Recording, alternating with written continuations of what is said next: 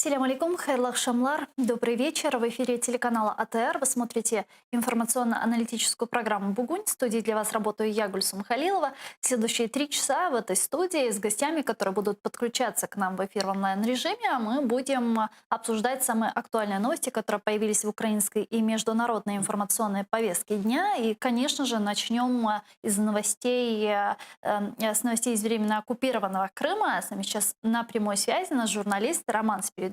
Прямо из Ньюсрума он готов рассказать о том, о чем планирует говорить в вечерних выпусках Заман. Рома, привет, мы тебя слушаем. Будем говорить о таких темах.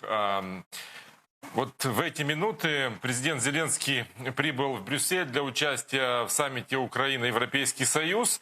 Встреча президента с президентом Европейского совета Шарлем Мишелем должна начаться уже в эти минуты. Президенты обсудят отношения Украины и Евросоюза. В частности, будут говорить об имплементации ассоциации, соглашения, об имплементации соглашения об ассоциации, точнее. Будут говорить о последствиях преодоления пандемии COVID-19. Особое внимание будет уделено ситуации на временно оккупированных территориях Донбасса, а также будут говорить о усилении координации своих усилий для деоккупации Крыма и защиты прав крымчан. Но вот накануне этого визита Владимир Зеленский дал интервью изданию «Политика Европы» и заявил, что мы никогда не остановим войну, если не будем говорить с Россией. Он отметил, что если не говорить с Путиным, то мы не сможем полностью вернуть наши территории. Он добавил, что возвращение наших политзаключенных никогда бы не произошло, если бы не было бы такого диалога. Вот подробнее о том, что сказал Владимир Зеленский, мы расскажем в сегодняшних наших выпусках. Оккупационный суд в Судаке допросил эксперта-оружейника по так называемому делу Эльвира Аметова.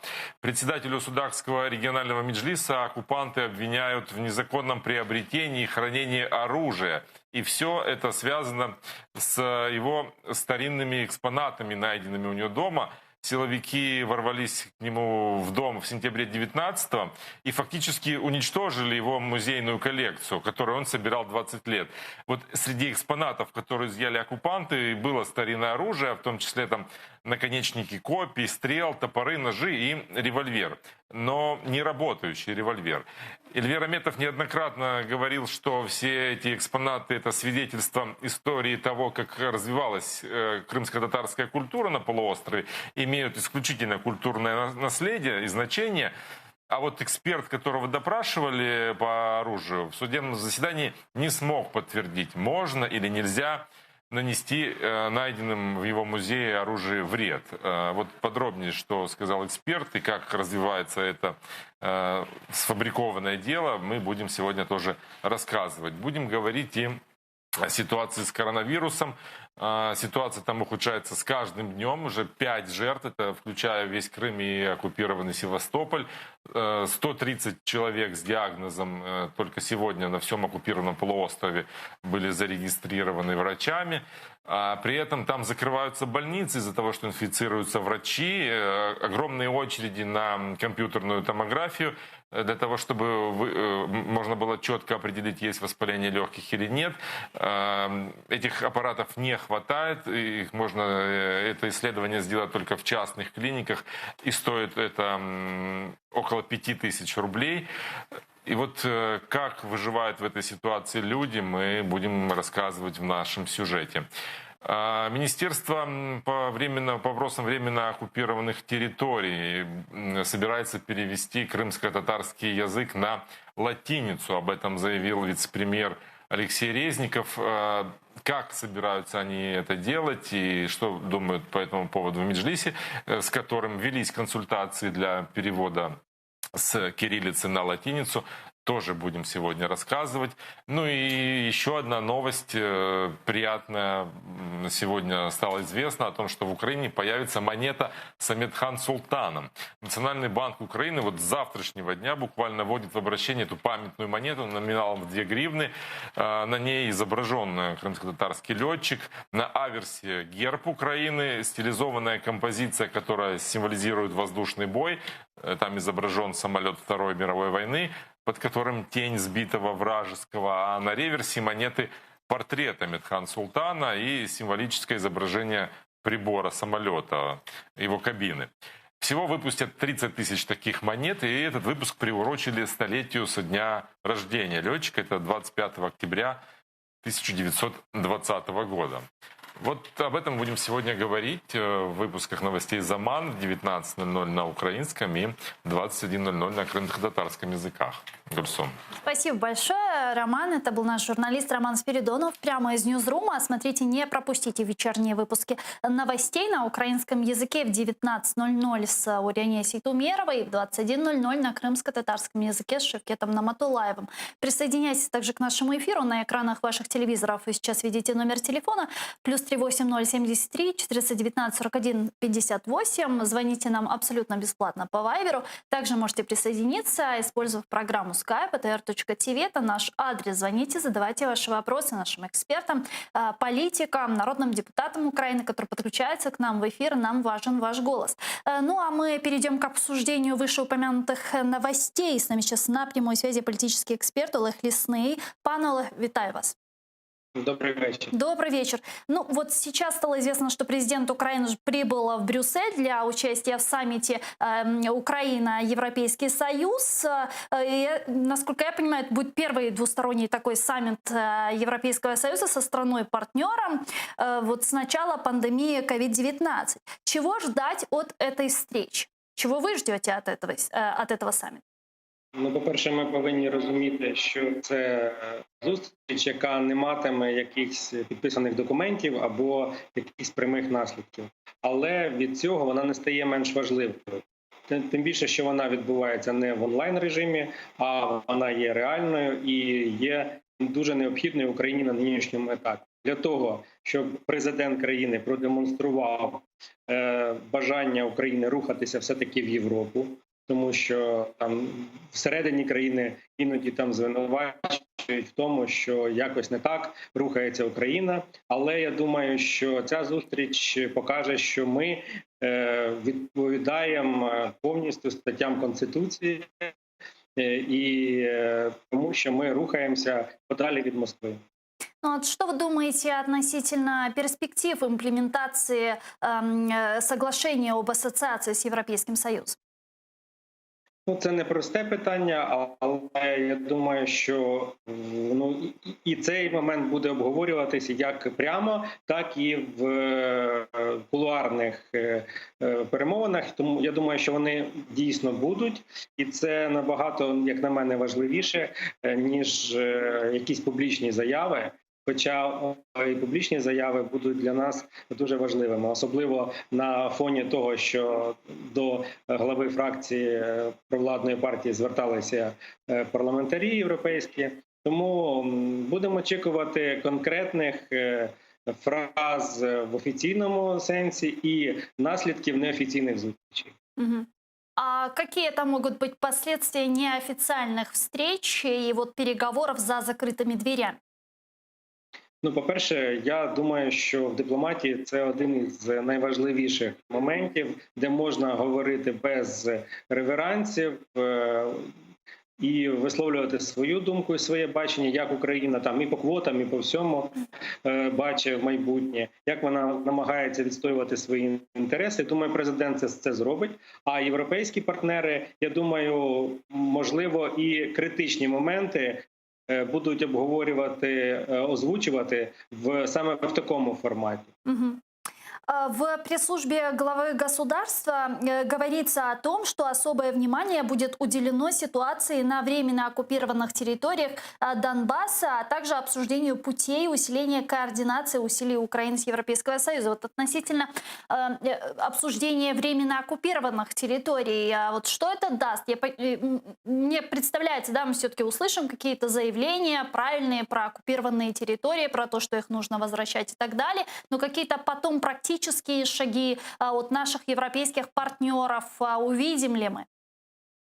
Ну, по-перше, для президента це дійсно майданчик, який ще раз дозволить висловити позицію України і ще раз закріпить, якщо це можна зробити так, підтримку Європи в цьому напрямку. Чи буде після цього конкретного спілкування якісь конкретні наслідки? Я не впевнений, тому що в принципі все відбувається по логіці. Європа нас підтримує, Європа підтримує санкції. Але після цих конкретних зустрічей я не думаю, що будуть якісь конкретні жорсткі або будь-які дії в сторону агресора. Все буде розвиватися так, як воно розвивається в тій логіці, якою вже, скажімо так, користується Європа вже майже 7-й рік. Вот раз мы заговорили о переговорных площадках, давайте к следующей инициативе и теме перейдем. Никакие переговоры относительно деоккупации Крыма без меджлиса крымско-татарского народа невозможны. В этом убеждены в Министерстве иностранных дел Украины. Представительский орган коренного народа должен быть привлечен ко всем переговорам, в том числе и к созданию международной площадки по деоккупации полуострова. Некоторые участники платформы уже известны, намекают дипломаты. Об этом вчера на брифинге заявила первый заместитель министра иностранных дел Украины Эмине Джепар. Давайте ее вместе послушаем. Для Міністерства закордонних справ України залучення меджлісу кримськотатарського народу є надзвичайно важливим. Це і участь в різних заходах на рівні різних міжнародних організацій, різні сайд-івенти, різні конференції, різні дискусії. Тобто всі адвокаційні заходи, де меджліс запрошений як ключовий стейкхолдер процесу.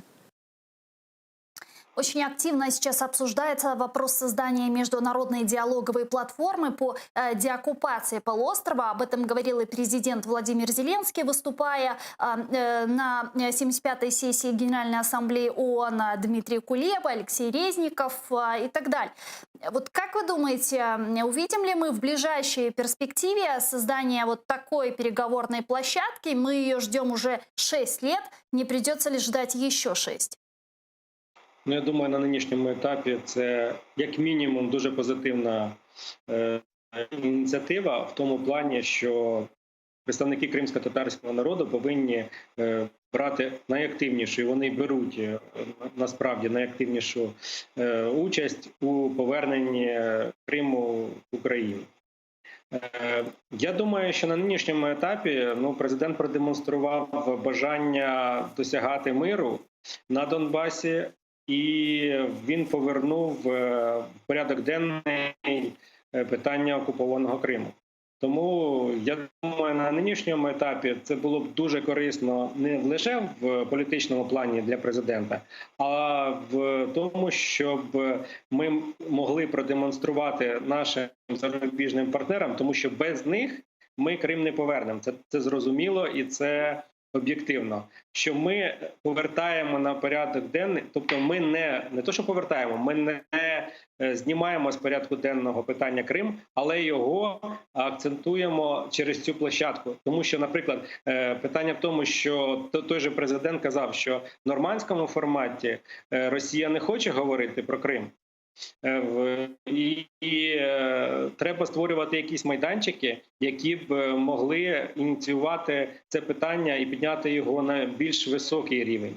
Тому я думаю, що цілком реально, що нам не доведеться дуже довго чекати, тому що це вже просто нелогічно довго думати над якимись методами або майданчиками. Їх треба робити і дивитися, наскільки вони ефективні, і рухатися якомога швидше, тому що відкладати питання окупованого Криму або Донбасу в довгий ящик – це непродуктивно.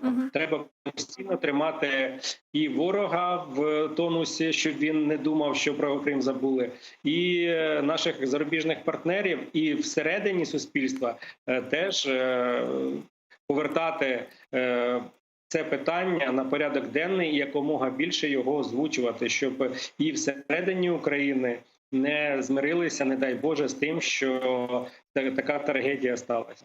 Давайте сейчас подключим к нашей беседе Алексея Станчевского, политолога, и поинтересуемся у него относительно международной платформы по Крыму. Ага. Пока что его нет с нами на связи. Уже есть, говорят редактора. Спасибо вам большое. Давайте поприветствуем Алексея Станчевского. Пане Олексій, вітаю. Я вас теж вітаю. Ну что ж, вот мы сейчас говорим об инициативе создания международной диалоговой платформы по деоккупации полуострова. Вот давайте вместе пофантазируем, какие страны должны принимать в ней участие, какие международные организации, возможно, должны быть привлечены. Ну, перш за все, звичайно, ми маємо звертатися до Будапештського меморандуму. І тут нам на думку приходять Сполучені Штати Америки і Велика Британія. Це перші країни, які ми маємо залучати до цього майданчику. Вони взяли на себе певні зобов'язання, вони мають їх дотримуватися. І, звичайно, це такі справжні геополітичні гравці, мастодонти, на думку чию спираються інші країни, члени Євросоюзу і взагалі світової спільноти. Тому, перш за все, маємо їх долучати до цього майданчику. І, звичайно, я вже зазначав, коли до вас приходив гості, що треба до цього долучати Турецьку республіку. Ми бачимо зараз, як активізувалася Туреччина, в принципі, для того, щоб підвищувати свій авторитет, свій вплив в регіоні. Ми бачимо, як вона веде участь на стороні Азербайджану у конфлікті. Це знову ж таки посилення геополітичного гравця, і це поряд з нами знаходиться. І, звичайно, такий, можна сказати, непрямий конфлікт з Російською Федерацією Туреччини, але все ж таки вони виходять на новий рівень взаємовідносин, і тому позиція Туреччини теж дуже важлива в цьому питанні, особливо з точки зору того, що це все-таки кримські татари, і маємо велику діаспору представництва в Туреччині і великі соціальні, культурні, історичні зв'язки. Пане Олеже, а как вы считаете, в чем должна заключаться функция такой международной диалоговой платформы? Вот собрались страны, друзья Украины. Они все поддерживают нашу территориальную целостность, не признают оккупацию полуострова. А что дальше? Ну, якщо ми вже почали спільно, то я думаю, що ці учасники, з паном Олексієм згоден, що вони саме ці повинні бути авторитетні учасники, міжнародні учасники. Але вони повинні, на мою персональну думку, тиснути на Росію. Для цього і треба будувати майданчики. Україна демонструє бажання і намагання повернути свою територію. Тому, якщо нас зарубіжні партнери підтримують, ну і там Будапештський меморандум, але він, на жаль, в минулому, тому треба зараз напрацьовувати методи, якими тиснути на Росію, в тому числі і економічними, і політичними, тому що по-іншому цей майданчик буде просто, як кажуть, поговоріть. Говоріть вже, ну скажімо так, дуже довго ми говоримо, треба щось робити. І змушувати, ну я не знаю, чи ми зможемо змусити наших зарубіжних партнерів бути більш жорсткими стосовно агресора. Тому що в цьому році ми бачимо, відбувається дуже багато краколомних подій, світ змінюється і треба змінювати риторику. Не треба улещувати агресора тим, що, можливо, він колись, якось зможе нам повернути територію або якось відреагувати на наші бажання. А треба його примушувати. То есть правильно я понимаю, что в таком случае Российская Федерация в данной платформе просто участвовать не будет, и в ней нет там необходимости, собственно? Ну, дивіться, ми просто розуміємо, що як президент, як опозиційні лідери, як представники Росії, навіть ті, які симпатизують Україні, вони кажуть одне: Крим – це рішений вопрос. Угу. І там поставлена точка. Крим – це не бутерброд, ну і так далі. Ви знаєте, без мене всі оці заяви російських політиків і політиканів. Тому не треба зважати на те, буде там Росія чи ні. Треба її змушувати діяти в рамках міжнародного права. Треба повернути право юридичне на перше місце поставити, а право сили поставити в кінець логічного ряду. Тоді це буде якась цивілізаційна зміна і це буде цивілізоване спілкування між країнами. Пане Олексію, а как вы считаете, какие механизмы давления может разработать группа стран в рамках вот этой платформы по деоккупации Крыма, в результате чего бы вернула Российскую Федерацию в международное правовое поле?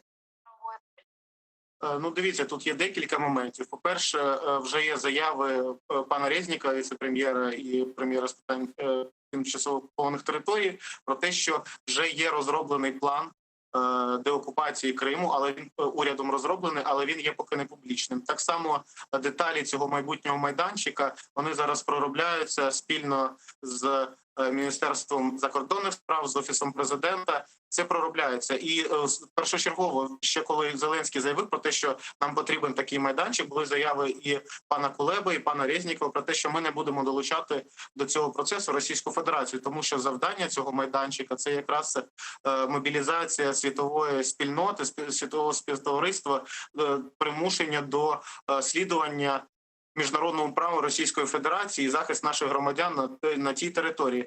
Звичайно, ми маємо позиції Євросоюзу, який там раз на півроку або раз на рік продовжує санкції, так само Сполучених Штатів.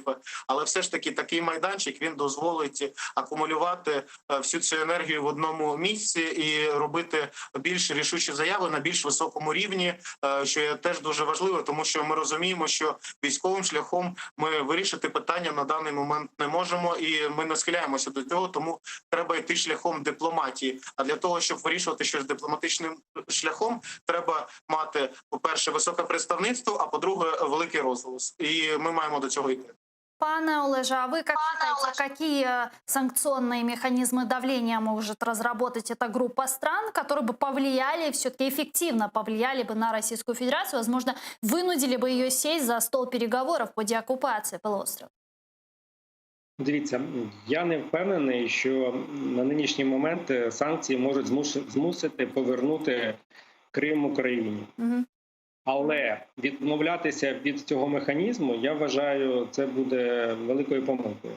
Те, що санкції не працюють, це тільки російська пропаганда говорить, вони дійсно працюють, і у Путіна зараз є намагання якомога швидше з них позбутися,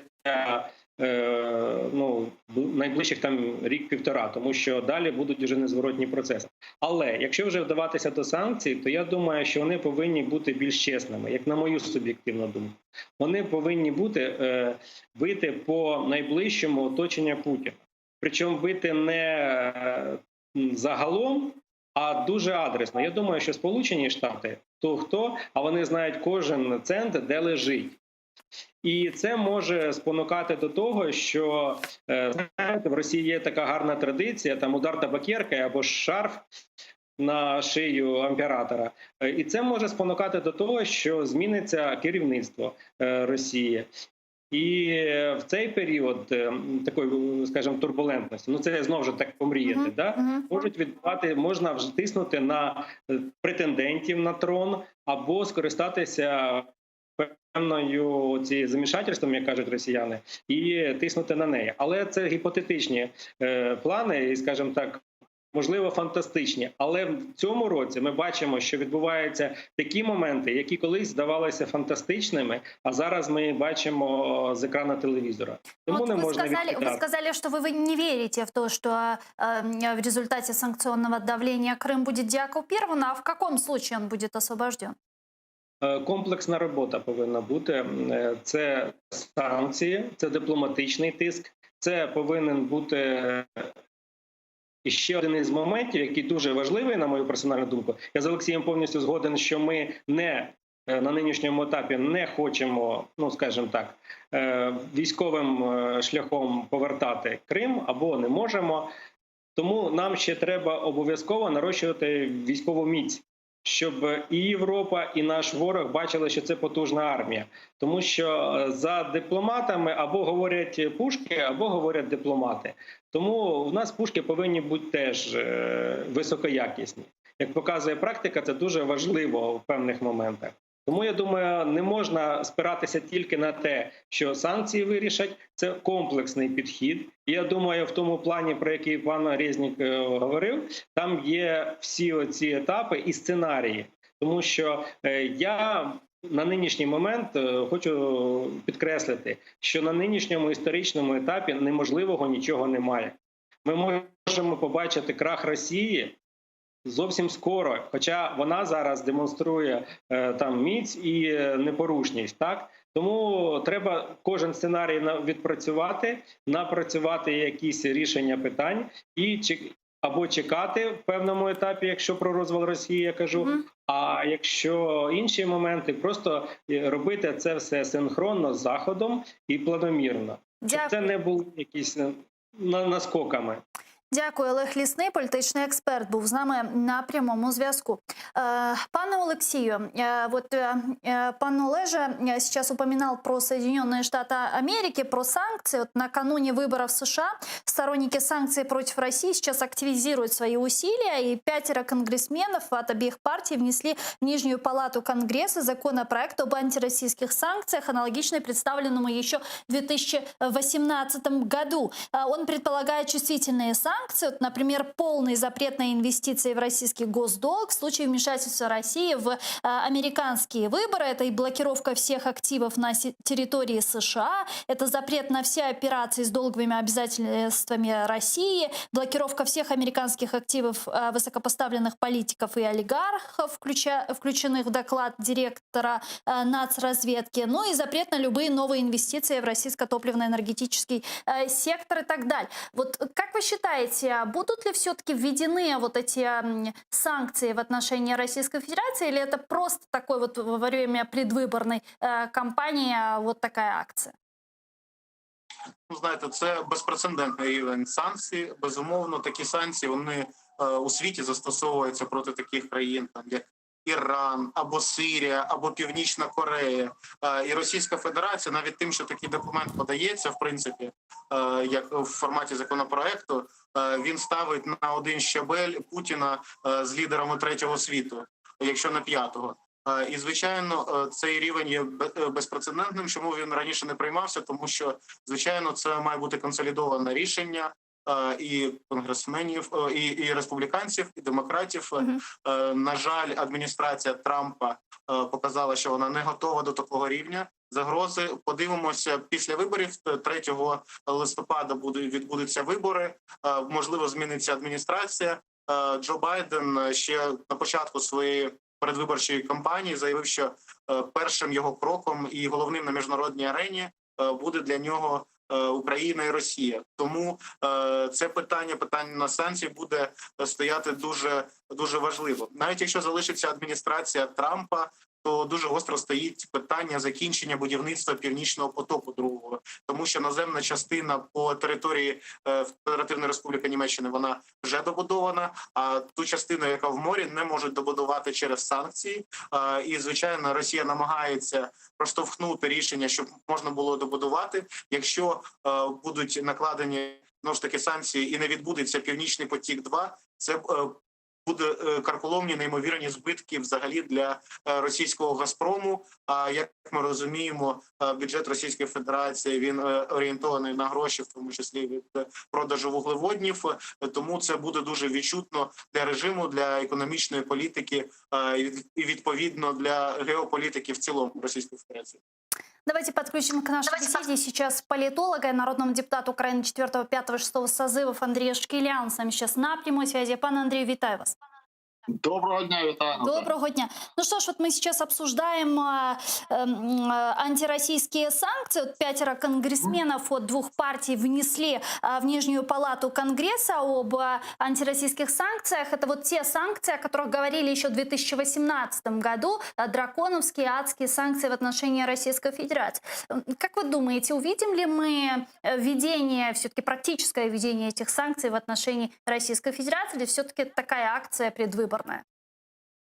Ну, бачите, по-першому, вибори, вони вже є таким дуже гарним лакмусовим папірцем, який дає зрозуміти, що є об'єктом виборів. Так, якщо такий документ є предметом виборчої кампанії, ну то в принципі Україна може більш-менш спокійно дивитися у майбутнє, бо Сполучені Штати є, звичайно, головним міжнародним гравцем зараз, найважливішим. І якщо в Конгресі США такий документ просто циркулює як передвиборчий, це дуже непогана перспектива для української зовнішньої політики.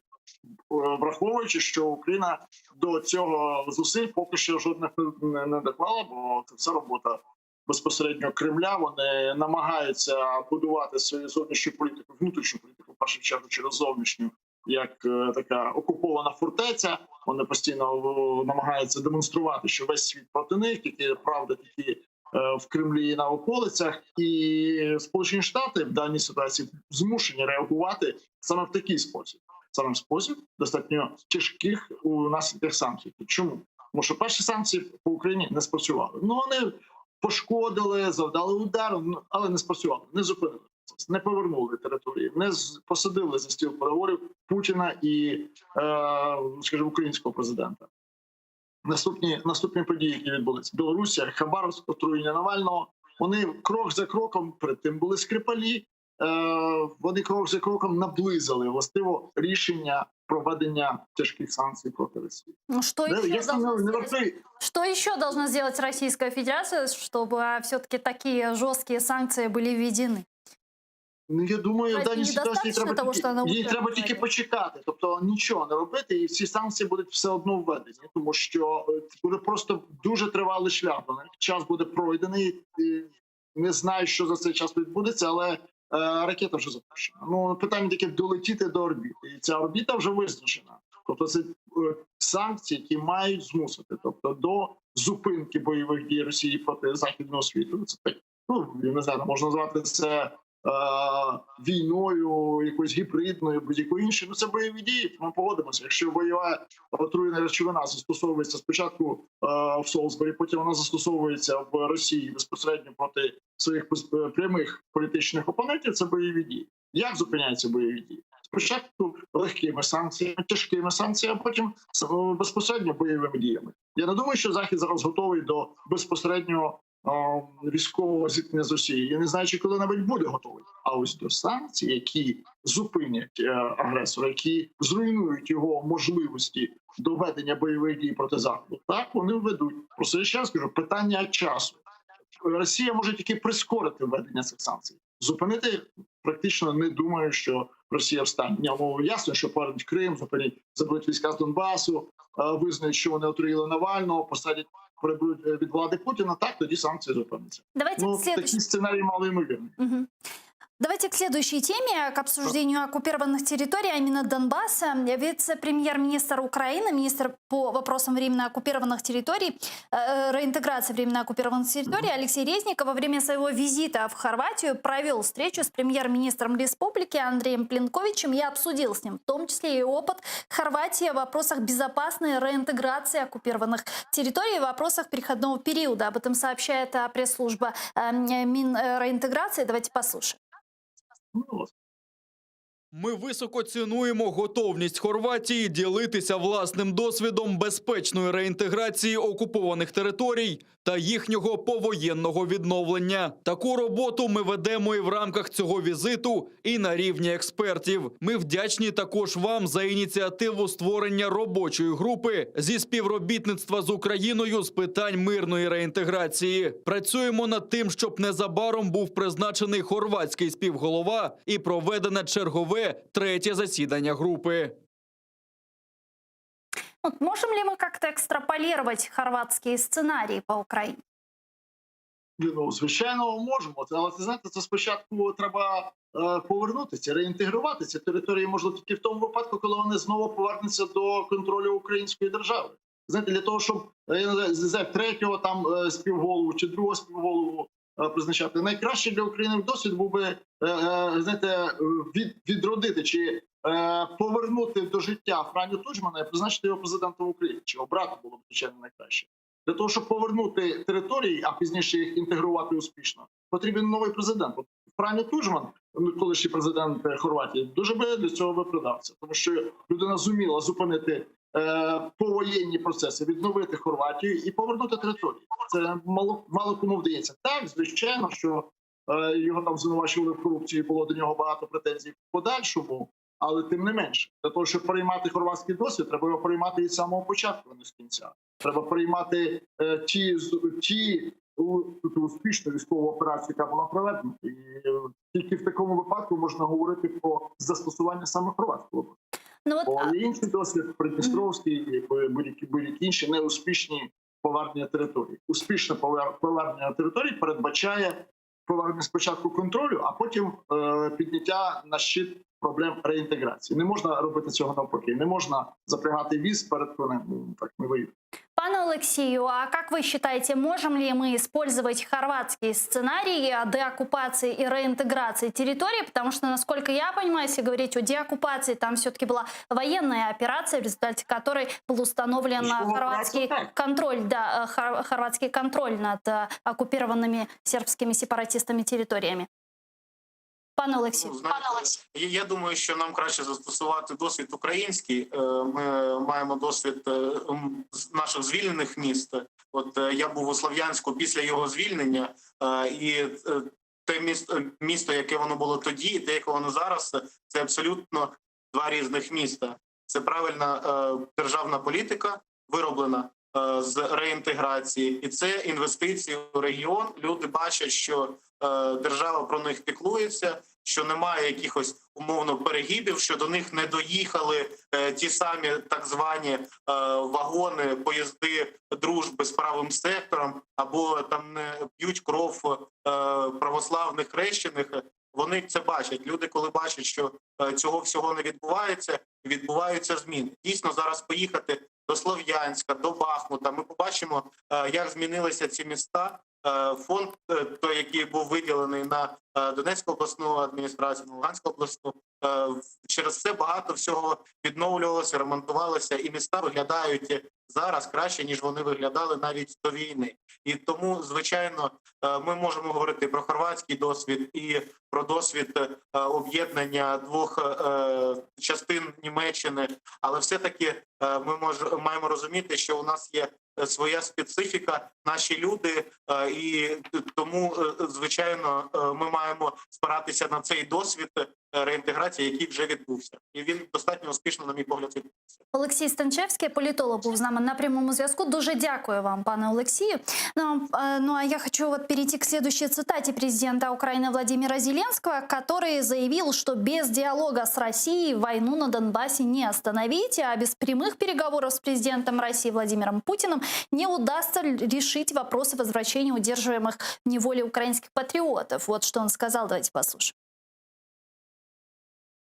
Я вважаю, що повернення наших полонених, а на сьогодні їх 140, цього б ніколи не відбулося, якби у нас не було діалогу з президентом Путіним. Тільки в нормандському форматі це не спрацьовує. Цього не вистачає. У нас є питання, які не розглядалися в нормандському форматі. Це питання повернення наших моряків, гуманітарних складнощів у кримчан, які перебувають у полоні. Багато з них за ґратами. Такі питання треба вирішувати з президентом Росії.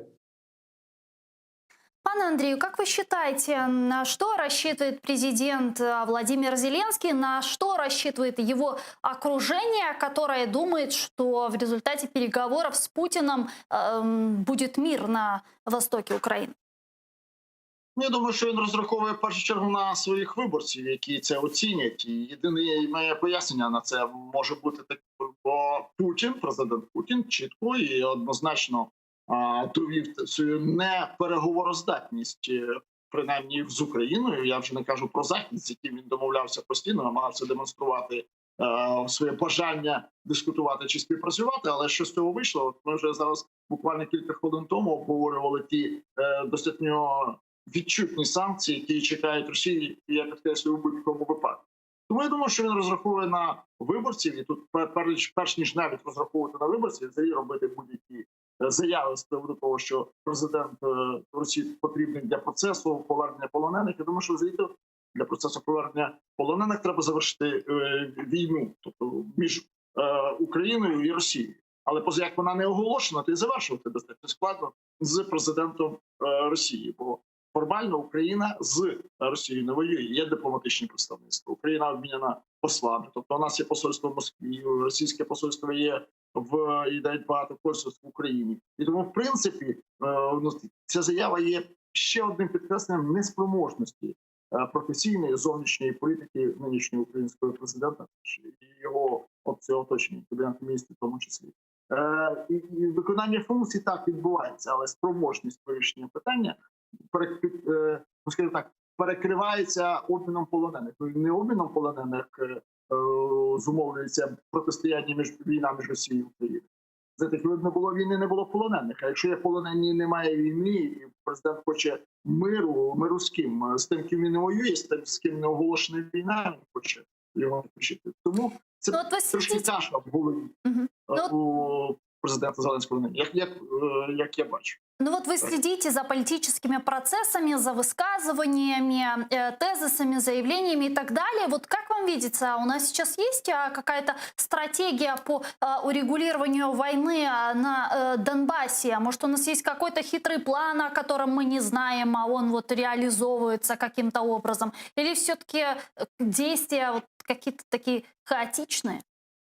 Ну, невідомий таємний план, звичайно, можливо, є у кожного. Просто що це план, він є мрією, але яка не втілюється. Звичайно, що це навіть не хаотичні дії. Бо, знаєте, хаотичні дії – це коли от ми пробували одне, інше і наступне. А Україна працює таким чином. Ми не будемо пробувати там, ми не будемо робити ось цього, ми не будемо проводити подібні заходи, ми не будемо посилювати армію. І тому ці дії справді, скажімо, беззмістовні. Ось таким, скажімо, чином. Немає дій як явище. Так, звичайно, бездіяльність часами буває значно гірша, ніж погана діяльність. Але, властиво, Україна зараз демонструє таку злочинну бездіяльність. Бо мир гарантує сильна армія, сильна зовнішньополітична позиція країни. Не тільки війна. Війна – це останній вже аргумент, коли вводити військові частини на території окуповані ворогом. Але принаймні для того, щоб почати мирний процес, правдивий мирний процес, армія має бути настільки сильною і озброєною настільки краще від тих, хто хоче утримувати далі окуповані території, що, в принципі, це мало би стати таким достатньо чітким сигналом, що, хлопці, або ми з вами домовляємося, або ми з вами домовлятися не будемо. Україна не має такої позиції. Україна не працює над цією позицією. Україна не посилює армійську складову в зовнішній політиці, внутрішній політиці. Україна до цього часу не має нормальної військової техніки на озброєнні, нормально. Немає плану, яким чином розвивати армію, яким чином будувати зовнішньополітичні зв'язки. Хто є союзником, хто і ні. Постійне мовчання на будь-які події навколо України. Україна мовчить з приводу Білорусі. Україна мовчить з приводу отруєння Навального.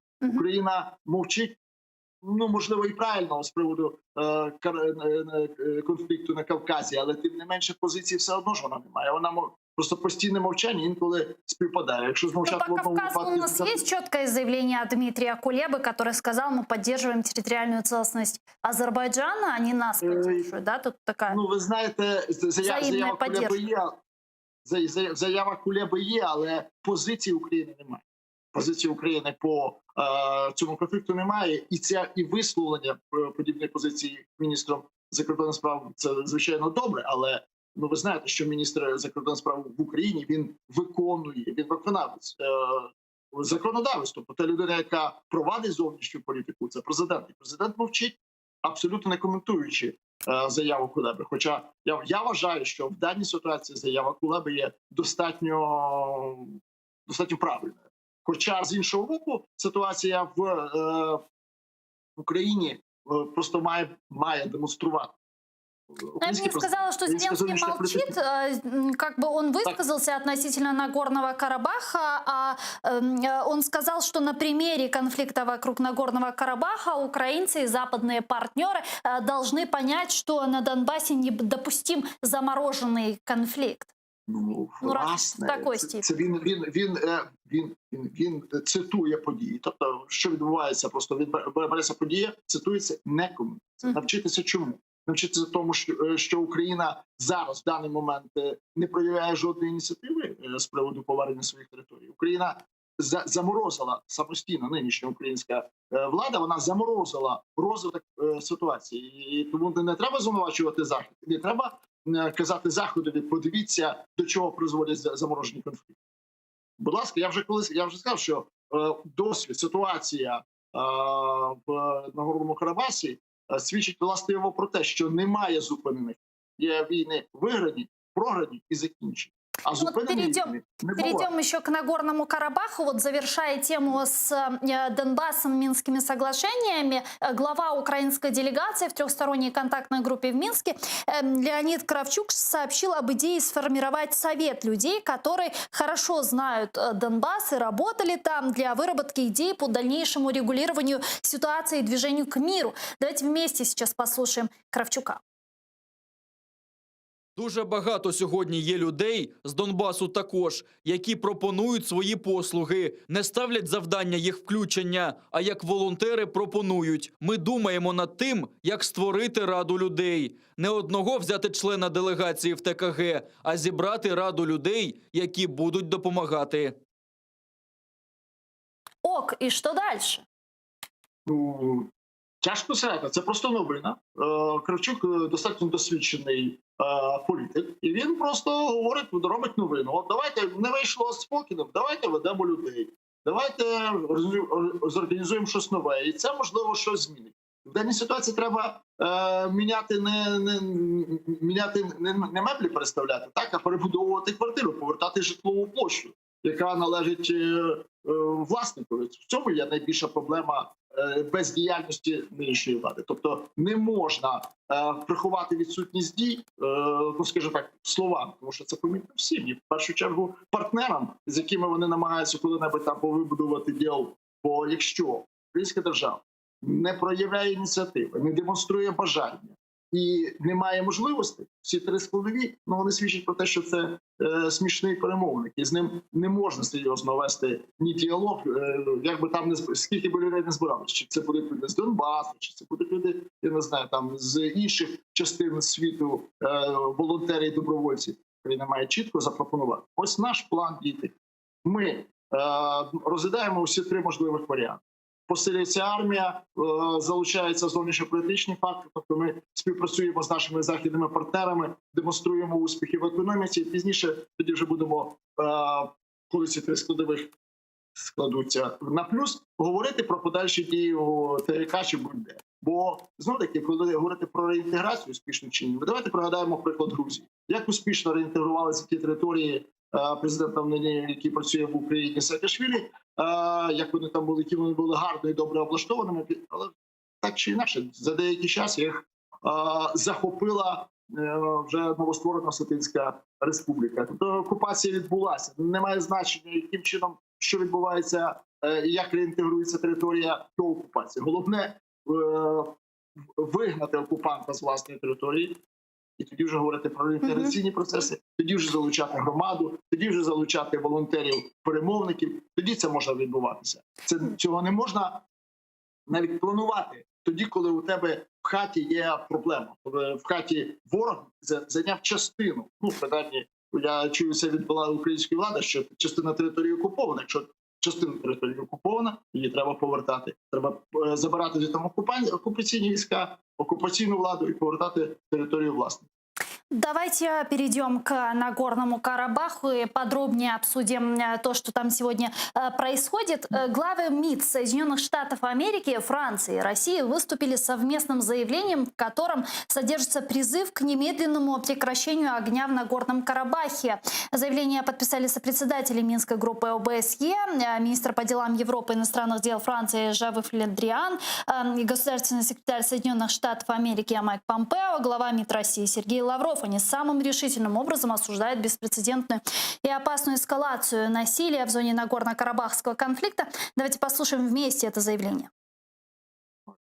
Країни-співголови твердо налаштовані повною мірою здійснювати мандат, покладений на них ОБСЄ і міжнародним співтовариством за підтримки країн-членів Мінської групи. Відповідно до цього, мандатом вони продовжать послідовно нарощувати взаємодію зі сторонами, закликаючи їх без зволікання взяти на себе зобов'язання щодо відновлення процесу врегулювання на основі існуючих базових принципів і відповідних міжнародно-правових актів, які добре відомі обом сторонам. Пан Андрей, ну тут коротко ваша точка зрения. Чем это все закончится? Удастся ли Ну, це Азербайджану закінчить. полностью деоккупировать свою территорию? Властиво, я більше схиляюся до того питання, до того варіанту розв'язання питання, коли Азербайджан поверне ті, як мінімум, 7 районів, які окупувала Вірменія, для того, щоб сполучити Нагірний Карабах з Вірменією.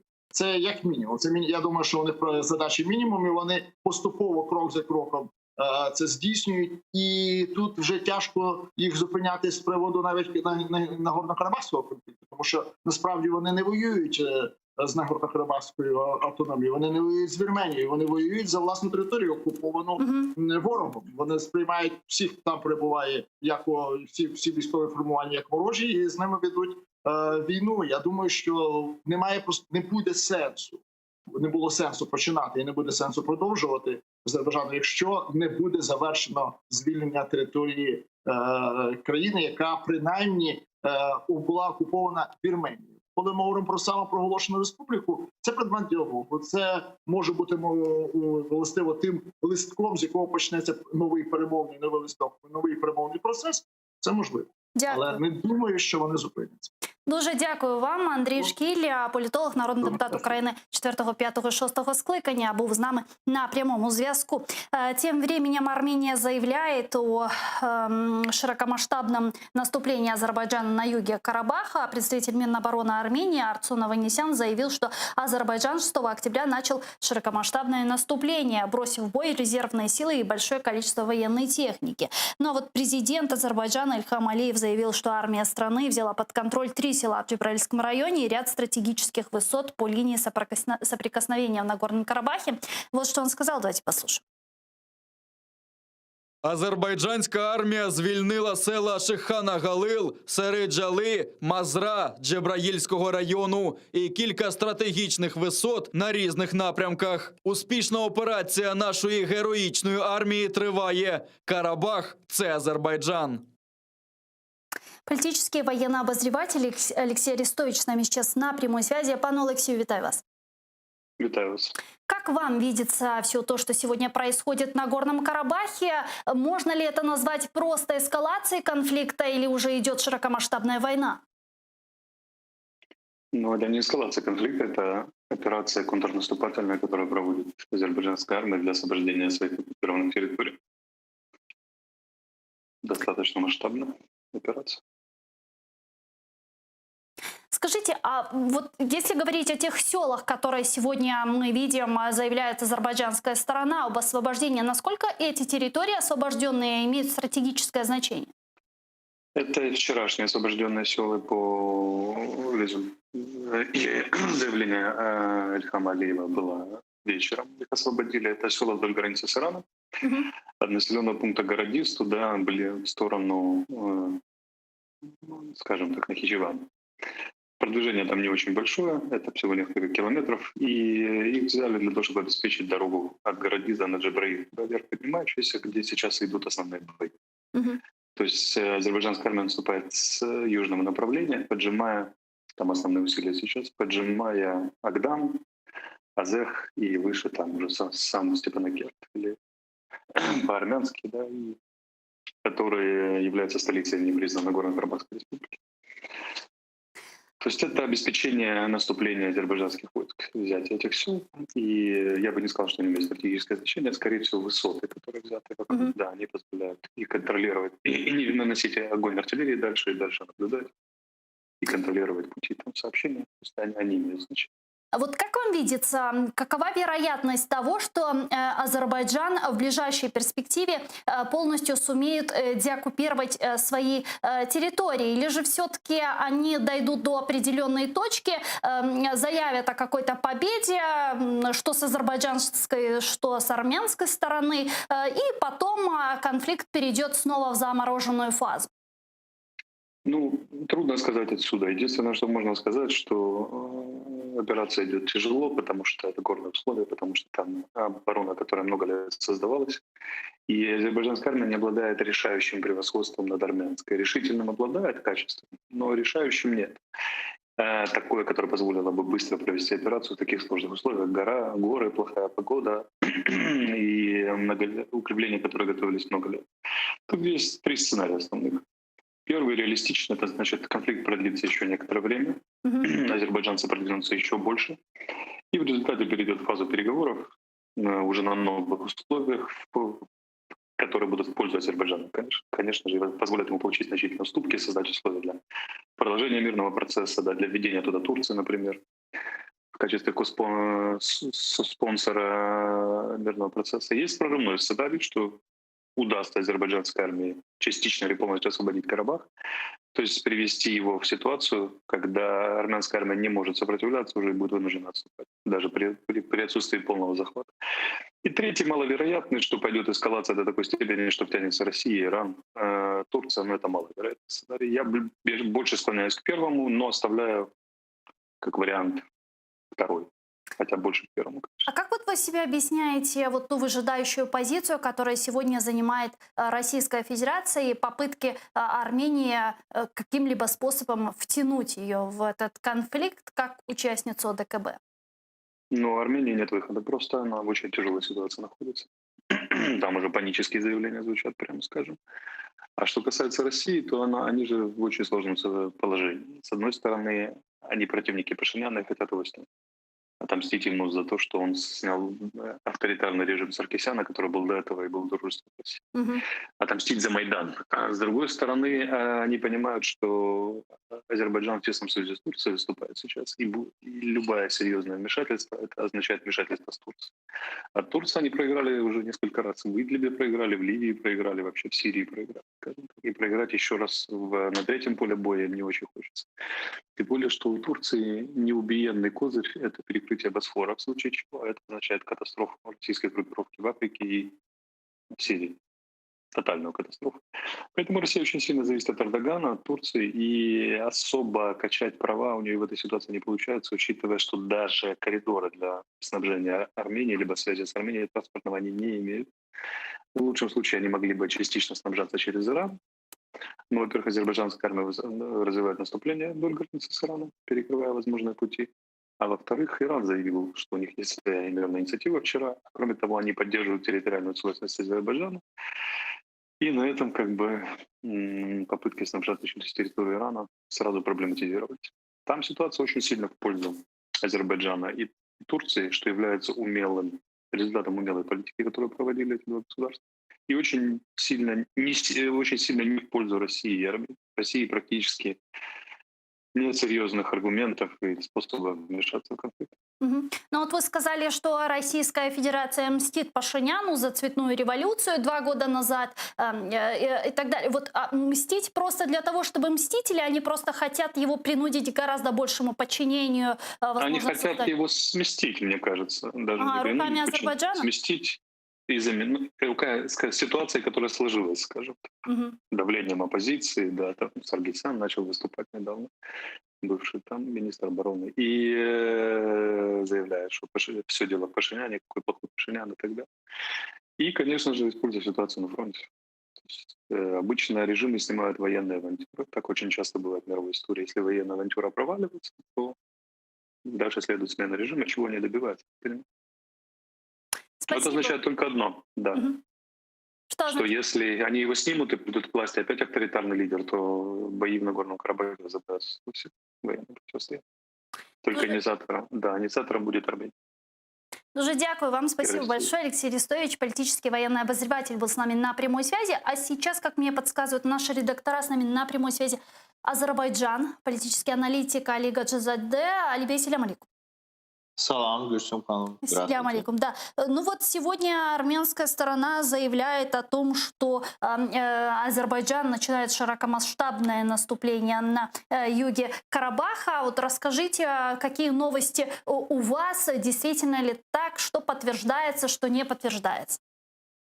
Я не понимаю, почему армянская сторона так запаздывает с этими сообщениями, потому что Азербайджан начал операцию 27 числа.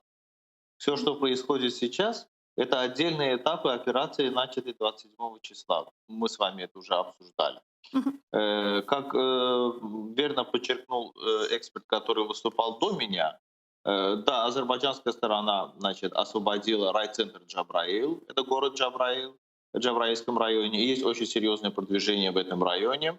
Есть продвижение в Физулинском районе. На севере, значит, было освобождено стратегически важное село Талыш, которое находится вместе и с Сугоушаном. Они находятся в очень стратегическом расположении. Контроль этих сел позволяет контролировать несколько стратегических путей, которые ведут в город Агдере по-армянски Мордокерт и в Ханкянде по-армянски Степанакерт.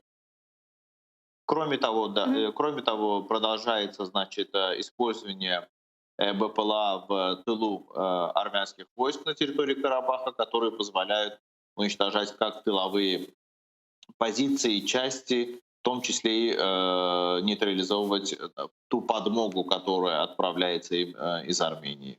В ответ армянская сторона обстреливает ракетами, в большинстве своем старыми советскими ракетами, азербайджанские населенные пункты. Второй по величине город страны Гянджа.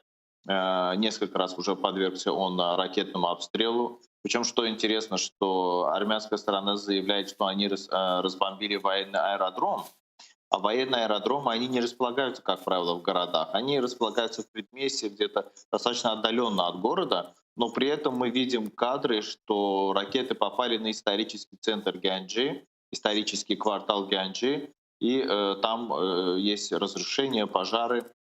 После этого они нанесли еще один удар. Они заявили, что нанесен удар по военной цели, но опять-таки есть видео. Ракеты попали на рынок, на большой торговый центр, который находится в городе. И также несколько ракет упало достаточно близко от Баку.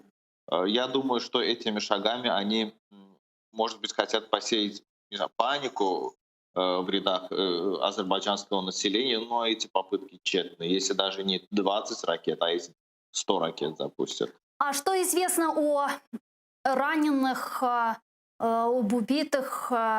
Есть ли у вас при первом обстреле в Гянджи, к счастью, погиб один человек. Были раненые. Причем интересно, что среди раненых была пожилая армянка, жительница Гянджи. Все они помещены, естественно, в госпиталях. При втором обстреле тоже есть раненые. К счастью, эти обстрелы больше пока ранят людей, чем убивают, но убитые тоже есть. И эта цифра постоянно меняется. То есть сегодня можно сказать одну цифру, через пару часов штаб выступит совершенно уже с другой цифрой, завтра она будет совершенно другая. Потому что обстрел ведется не только по Гянджи, но в том числе есть относительно небольшие городки, они близко на...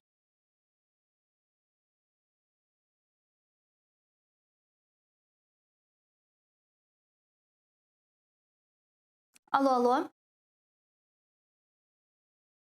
Да, сорвался, к сожалению, у нас Олег Аджизаде. Мы попробуем с ним еще раз сейчас связаться. Свяжитесь, пожалуйста, еще раз с политическими экспертами из Азербайджана. Но сегодня стало известно, что президент Азербайджана Ильхам Алиев провел встречу с главой Министерства иностранных дел Турции Мевлютом Чавушоглу. Также в Баку прошла встреча между Мевлютом Чавушоглу и главой Министерства иностранных дел Азербайджана Джейхуна Байрамова. Стороны обсудили ситуацию в Нагорном Карабахе и ряд других региональных и международных вопросов. Ну вот относительно убитых и раненых информация очень сильно разнится. С армянской стороны озвучивают совершенно другие цифры, с азербайджанской стороны озвучивают совершенно иные. Вот по версии армянской стороны сначала возобновление масштабных боевых действий азербайджанские войска потеряли 3454 человека убитыми, 379 танков и другой бронетехники, 126 ударных и разведывательных беспилотников, 17 самолетов, 16 вертолетов, 4 реактивные системы залпового огня «Смерч». Данные о собственных текущих потерях в живой силе и технике Минобороны Республики при этом пока не указала. На прошлой неделе Министерство обороны Азербайджана привело свои данные о потерях армянских войск по части военной техники. которые за последние сутки не обновлялись. Это указывало, что общие потери противника с 27 сентября по 2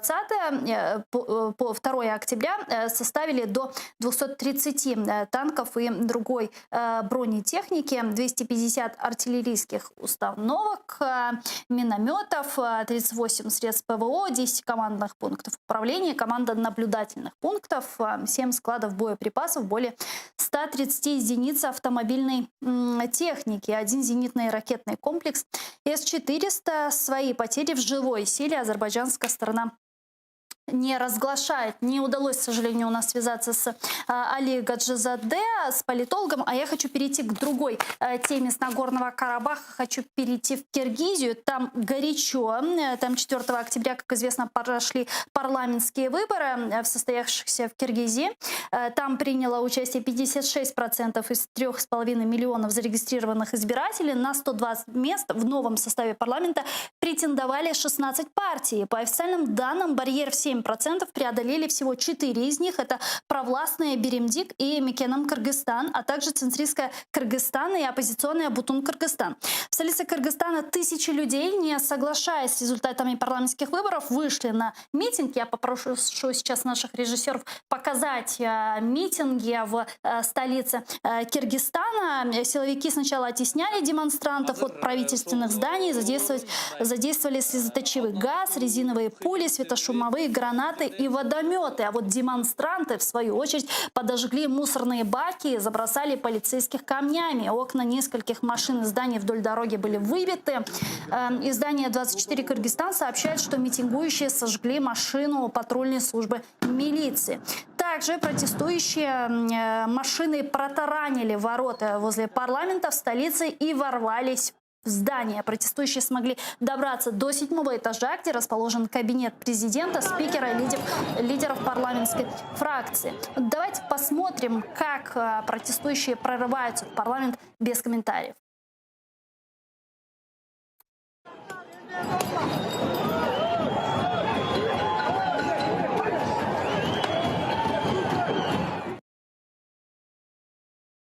Кыргызстана поручил при необходимости также, вот мы сейчас видим здание парламента, куда зашли протестующие, они там фотографировались. И вот сегодня президент Кыргызстана поручил при необходимости аннулировать результаты парламентских выборов.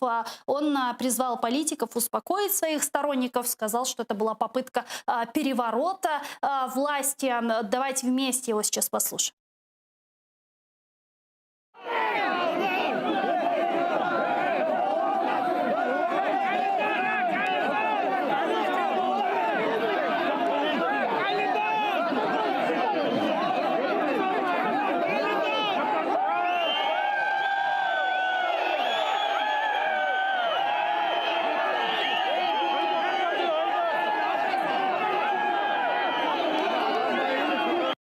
Минулої ночі деякі політичні сили спробували незаконно захопити державну владу. Використовуючи підсумки виборів як привід, вони порушили громадський порядок. Вони порушили мирне життя містян. Вони не корилися правоохоронцям, побили медиків і пошкодили будівлі. Я наказав силовим органам не відкривати вогню і не проливати кров, щоб не наражати на небезпеку життя жодного громадянина.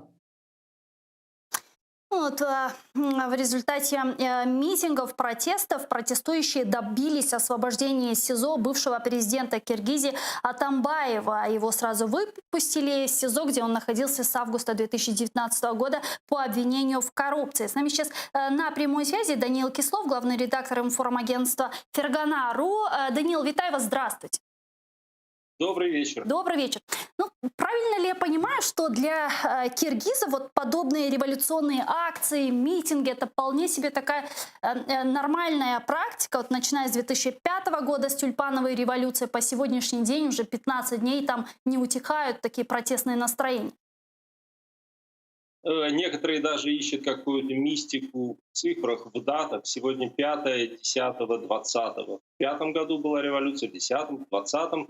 На самом деле те процессы, которые происходят сегодня, это прямое продолжение первой киргизской революции, тюльпановой революции 2005 года, когда был свергнут президент Акаев. И я в своих комментариях уже сегодня несколько раз говорил разным СМИ, что суть сегодняшних волнений, протестов, столкновений, смены власти, попыток смены власти в том, что процессы, начавшиеся в 2005 году, не завершены. Революция продолжается. В Киргизии не произошло того, что произошло хотя бы в Украине или в Грузии, где власть все-таки кардинально поменялась. А почему, как вы считаете, с чем это связано? Почему это растянулось на 15 лет? В Киргизии очень много разнонаправленных сил, интересов, политических бригад, я бы так сказал. И эти политические бригады часто замешаны на уличных, на мародерских, на бандитских отношениях. И даже во власти отношения зачастую принимают характер бандитизма, когда нарушение всех законов, оппонент, один противник, пользуясь властными полномочиями, сажает другого своего вчерашнего приятеля в тюрьму, как это было, например, с президентом Жээнбековым и бывшим президентом Атамбаевым, которого посадили, но освободили сегодня. Не устаканилась в Киргизии нормальная политическая жизнь. Ветви власти носят лишь формальный характер. За ними стоят олигархические группы, криминальные группы и кланы.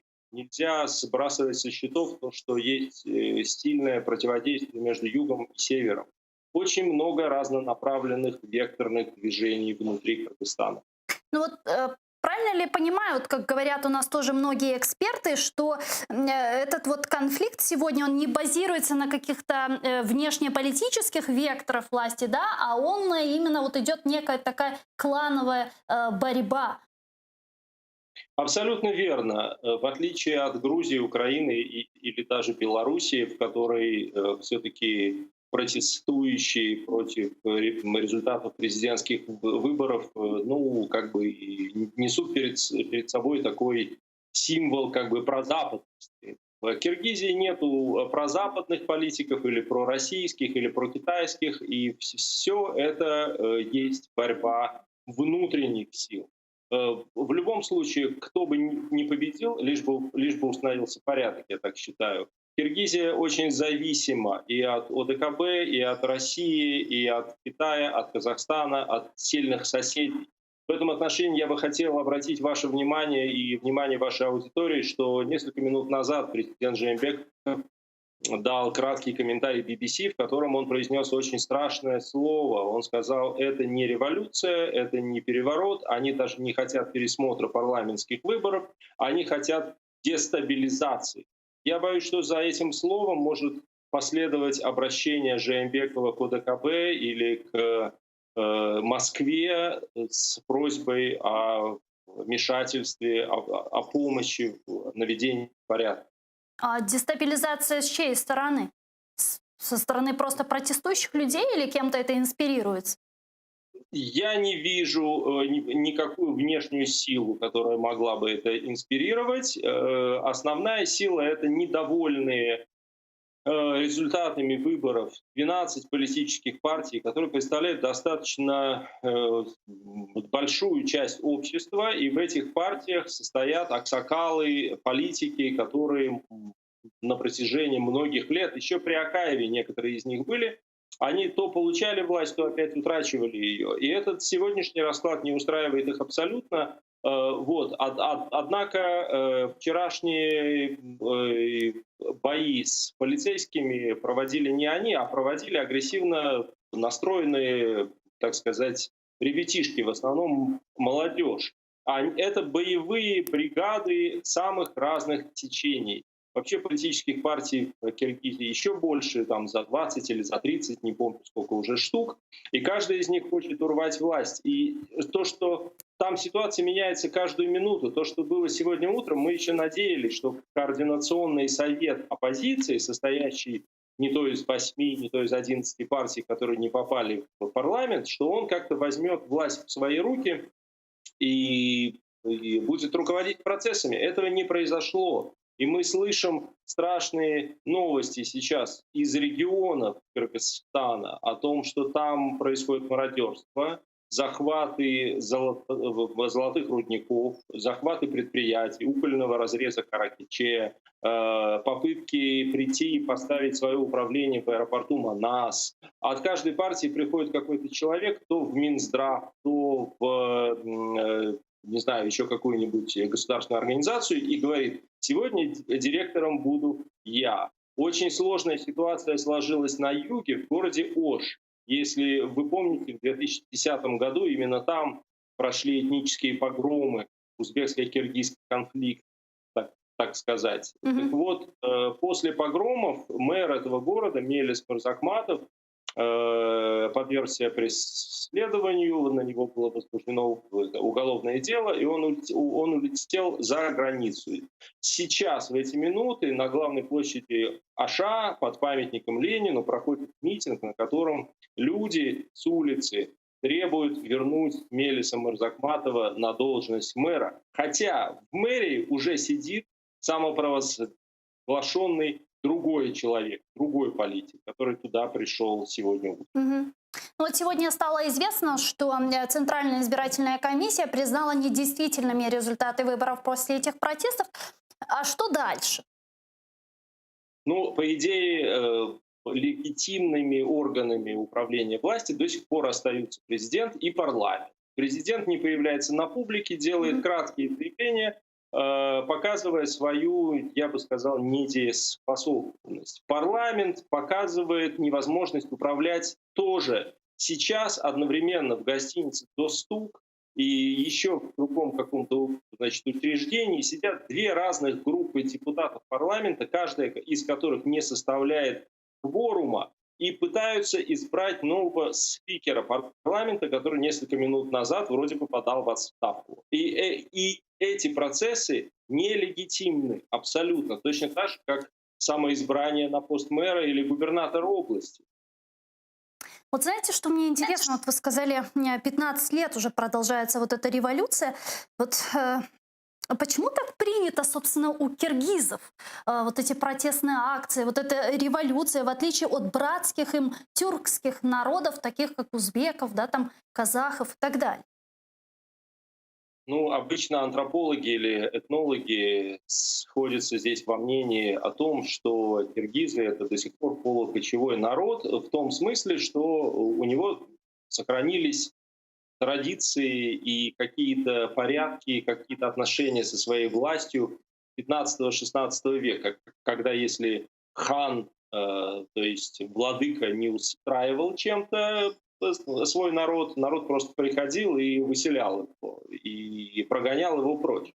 Вот, ну, наверное, такой бардак подходит для степи, для кочевых народов, но не для современного цивилизованного государства, который 15 лет назад считали островком демократии. В киргизском характере пассионарность и агрессивность. И вы посмотрите, вот Беларусь сегодня прямой антипод Кыргызстану. Там уже месяц проходят мирные митинги, если не считать, что полиция избивает митингующих. А вчера митингующие избили полицию. Полиция не особо сопротивлялась, потому что она тоже деморализована, потому что она не хочет погибать за ту власть, которую охраняет. И поэтому власть каждый раз, при каждой революции, если можно так назвать, она довольно быстро сыпется и потом собирается в такую очень зыбкую, неустойчивую мозаику, которая через несколько лет снова подвергается риску рассыпаться. Ну, действительно, за 4 часа киргизы добились освобождения экс-президента и других оппозиционеров. Они добились отмены результатов выборов, чего в Беларуси мы не видим. Там уже белорусы на протяжении 2-го месяца выходят на протестные акции, а результаты как такового нет. Вот как вы считаете, нужно быть пожестче, что ли? Я бы не стал рекомендовать белорусам прибегать к насилию в отношении органов власти, как я бы не стал этого рекомендовать никому. Я считаю, что в Киргизии то, что произошло вчера, могло вчера и сегодня, и еще есть какие-то шансы, могло обернуться положительно, позитивно. Мгм. Если бы все-таки нашелся какой-то управленческий центр, если бы они пошли по более или менее легитимному конституционному пути, хотя бы такому, который произошел после предыдущей революции, создали временное правительство, которое бы взяло в свои руки рычаги власти. Однако насилие против органов власти обернулось тем, что органы власти упали, и теперь на их место встают, ну, опять же, я повторюсь, уличные командиры каких-то полубандитских бригад. Ничего хорошего в этом нет. Спасибо вам большое, дуже дякую вам. Даніл Кислов, главный редактор информагентства Фергана.ру, был с нами на прямой связи. Дуже дякую. Ну, а я, к сожалению, вынуждена попрощаться, ну, ненадолго, всего лишь на 5 минут. После перерыва мы вернемся в эту студию на крымско-татарском языке, продолжим наш эфир. Корушкенджер Хадыш.